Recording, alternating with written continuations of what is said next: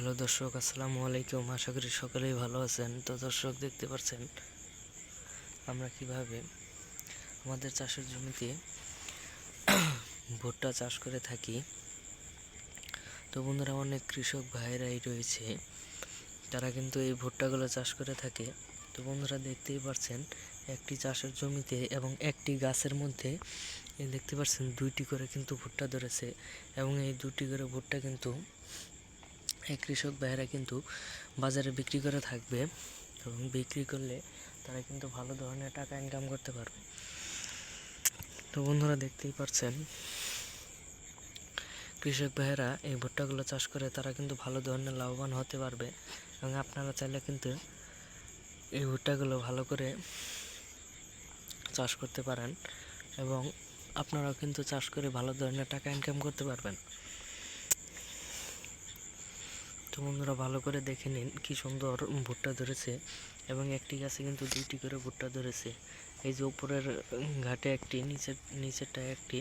তো বন্ধুরা, এইভাবে কিন্তু প্রত্যেকটা গাছের মধ্যে কিন্তু দুইটি করে কিন্তু ভুট্টা ধরেছে, এবং আপনারা চাইলেই কিন্তু আপনাদের চাষের জমিতেও কিন্তু ভুট্টাগুলো চাষ করতে পারবেন।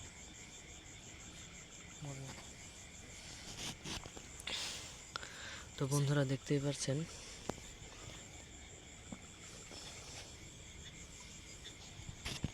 তো এই ভুট্টাগুলো চাষ করা কিন্তু খুবই সহজ।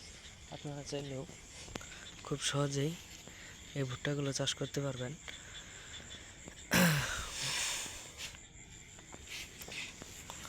তো বন্ধুরা, দেখতে পাচ্ছেন কত সুন্দর সুন্দর ভুট্টা ধরেছে আমাদের এই ভুট্টা গাছে,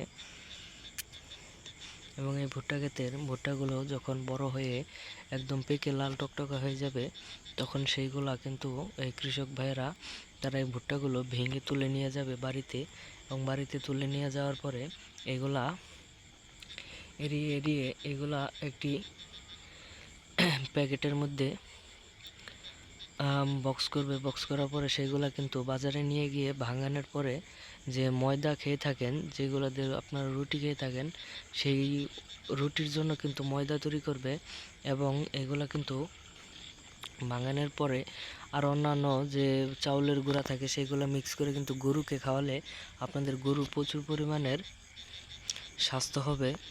এবং এই ভুট্টা গাছগুলো চাষ করাও কিন্তু খুবই সহজ। আপনারা চাইলেই এই ভুট্টা গাছগুলো চাষ করতে পারেন, এবং এইগুলা চাষ করে আপনারা যদি সহজেই বিক্রি করে দেন, তাহলে আপনারা ভালো ধরনের ইনকাম করতে পারবেন। তো বন্ধুরা, আমাদের ভিডিওটি ভালো লাগলে অবশ্যই চ্যানেলটি সাবস্ক্রাইব করে দিবেন। ধন্যবাদ সকলকে। সকলে ভালো থাকবেন, সুস্থ থাকবেন। আসসালামু আলাইকুম।